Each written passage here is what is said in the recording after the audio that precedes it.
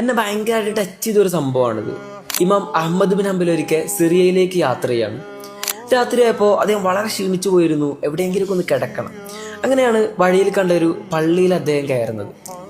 സാധനങ്ങളൊക്കെ എടുത്ത് പള്ളിയുടെ ഒരു മൂലയിൽ പോയി കിടക്കാൻ നിൽക്കുമ്പോഴാണ് പള്ളിയുടെ കാവൽക്കാരൻ വന്നിട്ട് അദ്ദേഹത്തോട് ദേഷ്യപ്പെടുന്നത്.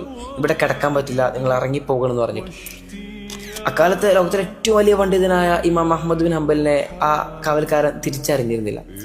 അങ്ങനെ അദ്ദേഹം സാധനങ്ങളൊക്കെ എടുത്ത് വന്ന് പള്ളിയുടെ പുറത്തുള്ളൊരു സ്റ്റെപ്പിൽ പോയി കിടന്നു. അദ്ദേഹം വീണ്ടും ഇത് കണ്ടു. അദ്ദേഹം വന്നിട്ട് ആ സാധനങ്ങളൊക്കെ കാലുകൊണ്ട് തട്ടിത്തെറിപ്പിച്ചിട്ടിട്ട് ദേഷ്യപ്പെടുകയാണ്, നിങ്ങൾ ഇവിടുന്ന് ഇറങ്ങിപ്പോകണമെന്ന് പറഞ്ഞിട്ട്.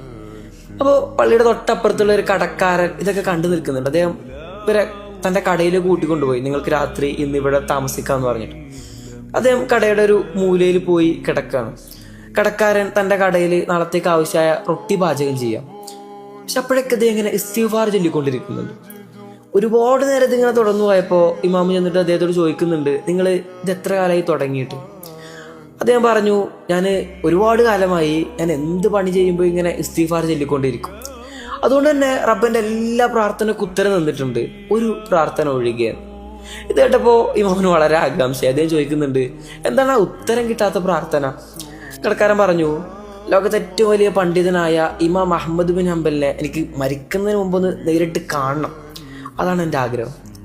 ഇത് കേട്ടതും ഇമാം അഹമ്മദ് ബിൻ ഹംബൽ തങ്ങൾ അവിടെ ഇരുന്നിട്ട് കരഞ്ഞു പോവാണ്.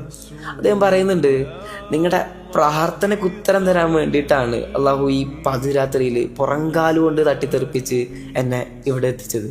ഞാനാണ് ഇമാം അഹമ്മദ് ബിൻ ഹംബൽ.